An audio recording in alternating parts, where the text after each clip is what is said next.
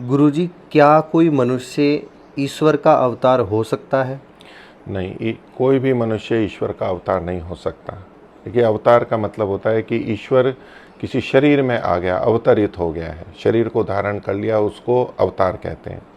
लेकिन ईश्वर तो निराकार और सर्वव्यापक है, उसको शरीर धारण करने की कोई आवश्यकता नहीं है और न वो कभी शरीर धारण करता है। हमारे शास्त्र, वेद आदि सब इसी बात को कहते हैं। शरीर धारण जो करता है वो आत्माएं करती हैं।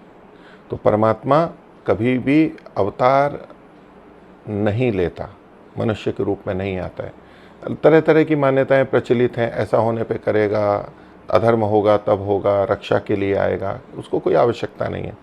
उसको जो करना है वो शरीर के बिना भी अच्छे से कर सकता है। उसकी शक्ति, सामर्थ्य अनंत है, वो कुछ भी वहाँ कर सकता है। जो उसके नियम अनुशासन के अनुरूप है उस सबको वो कर सकता है।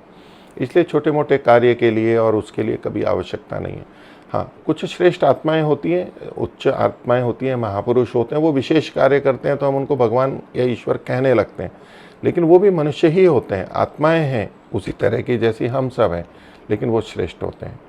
और परमात्मा यदि किसी छोटे कार्य के लिए, उसको बड़ा हम मानते हो, लेकिन एक किसी देश या किसी स्थिति के लिए, कार्य के लिए अवतरण लेता है, तो बाकी कार्य वो तो पूरे ब्रह्मांड का, लोक लोकांतरों का धारण पालन पोषण करने वाला है, वो कभी भी नहीं लेता है। वो शरीर के बंधन में आता ही नहीं है, उसमें अविद्या नहीं है, उसमें कर्माशय नहीं है, सकाम कर्म नहीं है। ये तो जो बंधन के कारण होते हैं वो कुछ भी परमात्मा में नहीं है। और जो सर्वव्यापक है वो किसी एक शरीर में कैसे आ सकता है? वो तो सर्वव्यापक है, सर्वव्यापक ही रहता है। इसलिए परमात्मा कभी भी अवतार नहीं लेता है। और अवतार ले किसी अधर्म के लिए, नाश के लिए, तो अधर्म तो कहाँ कहाँ क्या क्या अत्याचार कब कब होते रहते हैं।